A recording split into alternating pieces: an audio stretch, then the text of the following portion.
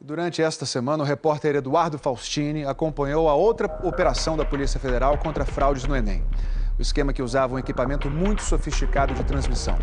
Você vai ver agora com exclusividade os detalhes dessa operação que aconteceu hoje no norte de Minas Gerais. Montes Claros, interior de Minas Gerais. 1h30 da tarde de hoje.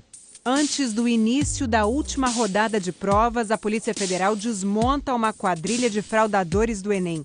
E o Fantástico está lá, acompanhando tudo. A quadrilha cobrava entre 150 a 180 mil reais, a depender da universidade que o candidato pretendia ingressar. As investigações começaram 15 dias atrás. Quando soube do esquema, uma das pessoas que se relacionava com um dos integrantes da quadrilha foi desabafar com um padre, que aconselhou a pessoa a procurar a Polícia Federal. A partir daí, a Polícia Federal foi acompanhando de perto a ação da quadrilha, inclusive ontem, enquanto os bandidos passavam as respostas por telefone em tempo real. Segundo a polícia, o cabeça da quadrilha é Rodrigo Ferreira Viana, um ex-estudante de medicina em Ipatinga, também Minas. Neste vídeo, Rodrigo está fora do carro. Ele recebe dinheiro de um comparsa. Determinado candidato havia repassado os valores a um dos membros do grupo criminoso, que por sua vez repassou ao Rodrigo, que é o líder da organização criminosa. Rodrigo conseguia contratar pilotos, como são chamados alunos ou professores que fazem as provas e repassam as respostas. De acordo com a investigação, um dos pilotos era o estudante de medicina Arnon Kelson da Silva e Santos, um veterano de golpes em concursos. Tinha sido preso em 2012, quando confessou ter fraudado concursos naquele ano e também em 2006.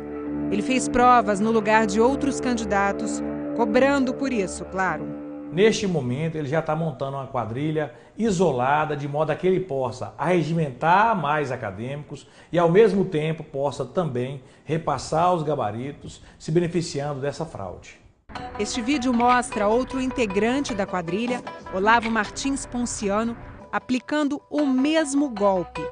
Ontem ele fez prova no lugar de um candidato. Mas o golpe principal do grupo era muito mais sofisticado.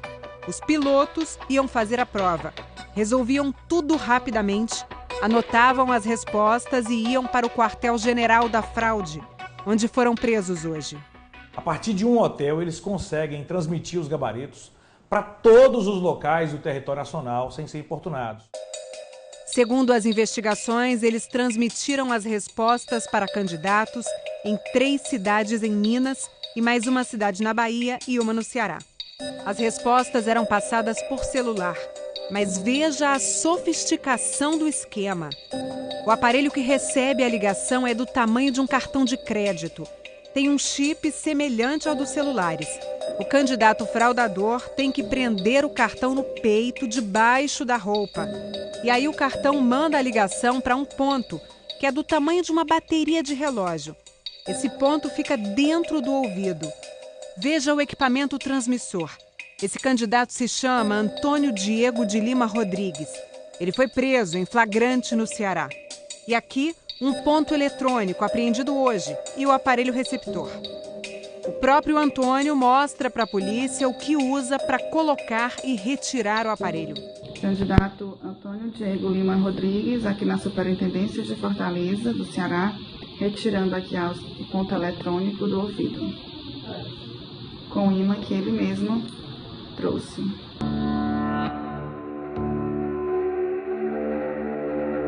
Veja agora um dos integrantes da quadrilha, Jonathan Galdino dos Santos, testando o sistema com uma candidata, Sofia Azevedo Macedo, antes da prova.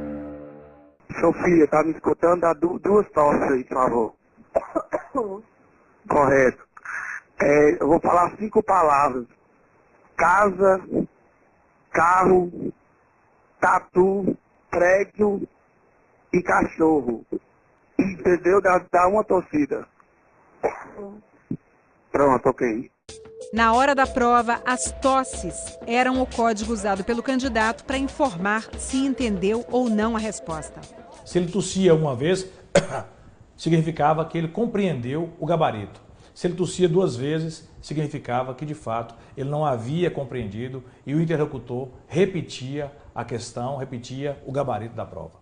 Começando, ciências humanas. Hoje, conquista. Próxima, dentro, vantagens. Próxima, sentimentos, busca. No passado, como você viu aqui no Fantástico, o candidato não conseguia falar com quem passava a cola. Pela primeira vez, nós conseguimos constatar o retorno de áudio por parte do candidato.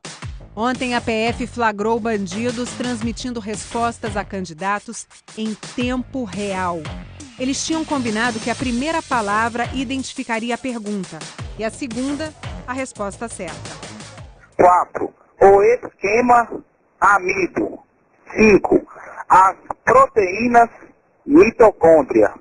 A formação mosquito. Para a polícia, o golpe mostra que a segurança nos locais da prova falhou, já que o equipamento não foi detectado. O que nós observamos é que ainda há diversos pontos em que o pórtico detector de metais não está sendo utilizado, ou se está sendo utilizado de maneira indevida. Desde o início da preparação do Enem 2016, nós estamos atuando junto com a Polícia Federal, que está dentro do INEP, com um delegado específico cuidando da área de inteligência. É um trabalho de inteligência prévio que foi articulado perfeitamente entre várias áreas de governo. O ministro da Educação acha que o golpe não coloca o Enem 2016 em risco. Pelo contrário, reforça a qualidade do exame, a isenção dele e o compromisso do governo de um exame que possa avaliar cada um a partir das suas competências. 10 pessoas foram presas hoje, entre elas Rodrigo e Jonathan. Eu me sinto extremamente constrangido em reprimir uma fraude como essa, especialmente por ter um filho habilitado a fazer a prova do Enem 2016. Então essas quadrilhas lesam o interesse de milhões de alunos que se prepararam, não somente durante um ano, mas durante todo um processo de vida.